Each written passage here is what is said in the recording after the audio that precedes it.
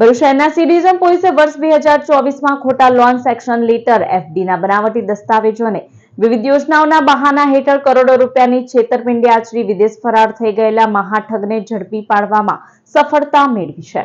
Bharuch C division police મથકે વર્ષ 2024 દરમિયાન નોંધાયેલી ફરિયાદ અનુસાર જાડેશ્વર રોડ સ્થિત રામવાટિકા સોસાયટીમાં રહેતા અને દ્રષ્ટિ કાર્ડ્સપા નામે વ્યવસાય કરતા દીપન અરુણભાઈ દલાલે ફરિયાદ નોંધાવી હતી કે તેમની દીકરીને યુકેમાં અભ્યાસ માટે મોકલવાની પ્રક્રિયા દરમિયાન યતીન શાહે પોતાના સંપર્કો દ્વારા વિઝા આપવાની ખાતરી આપી હતી.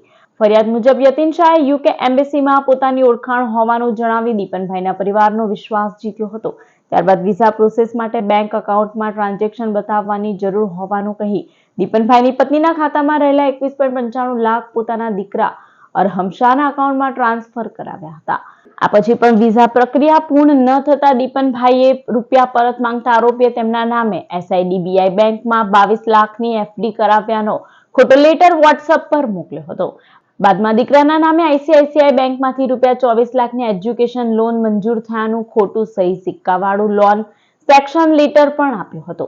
જોકે આ દસ્તાવેજોની તપાસ કરતા SIDBI અને ICICI બેંકના અધિકારીઓએ બંને લેટર ખોટા અને બનાવટી હોવાનું જણાવ્યું હતું, જેથી દીપનભાઈને પોતાની સાથે છેતરપિંડી થઈ હોવાનું ભાન થયું હતું.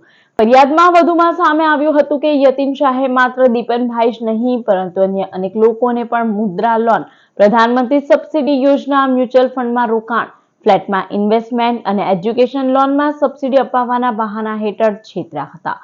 પોલીસ તપાસ મુજબ આરોપીએ અલગ અલગ લોકો પાસેથી કુલ 1.24 કરોડથી વધુની છેતરપિંડી આચરવામાં આવી હોવાનું સામે આવ્યું છે. ગુનો નોંધાયા બાદ આરોપી યતીન શાહ ભારત છોડીને મલેશિયા ભાગી ગયો હતો, જેના પગલે ભરૂચ સી ડિવિઝન પોલીસે ટેકનિકલ સર્વેલન્સ અને વિવિધ રાજ્યોમાં નેટવર્ક સક્રિય કરી તેની શોધખોળ શરૂ કરી હતી. આ દરમિયાન આરોપી મલેશિયાથી ભારત પરત ફરી રહ્યો હોવાની માહિતી મળતા બેંગ્લોર એરપોર્ટ ઉપર એલર્ટ જાહેર કરવામાં આવ્યું હતું, જેના આધારે બેંગ્લોર પોલીસે એરપોર્ટ પરથી જ આરોપીને ઝડપી લીધો હતો.